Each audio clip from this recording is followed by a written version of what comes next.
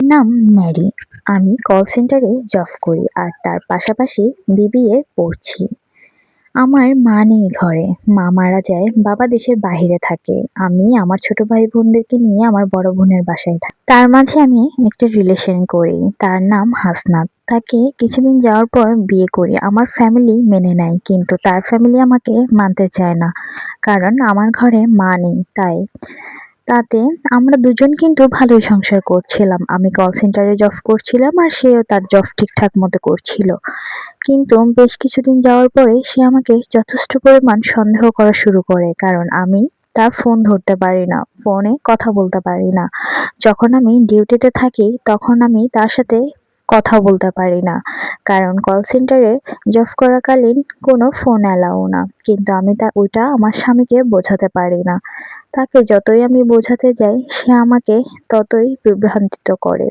কিন্তু বেশ কিছুদিন যাওয়ার পর আমি জবটা ছেড়ে দিই।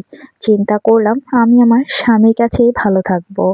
তারপর জব ছাড়ার পর কিছুদিন যাওয়ার পর আমার খুব বোরিং লাগতে শুরু করলো। সে বাসায় দেরিতে আসে, কিন্তু আমি তাকে প্রশ্ন করলাম না।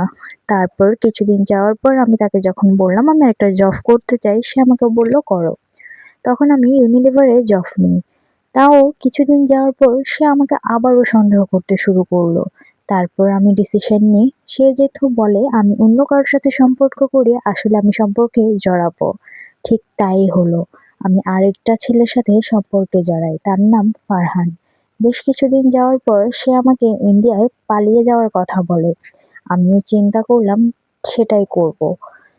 কিন্তু যেদিন সকালে আমি পালাবো ওইদিনই আমি চিন্তা করলাম আমি যে আমার সংসার, স্বামী সব ছেড়ে চলে যাচ্ছি, আসলে কি এটা আমি আজও ভালো করছি? তারপর সবকিছু ফেলে দিয়ে আবার স্বামীর দিকে তাকিয়ে রয়ে গেলাম। তারপর দেখলাম জব ছেড়ে দিলাম। আমার স্বামী ভালোই আমার সাথে আছে। যদি এই ভিডিওটা ভালো লেগে তাহলে অবশ্যই চ্যানেলটা সাবস্ক্রাইব করবেন। এটা একটা আমার আপুর গল্প।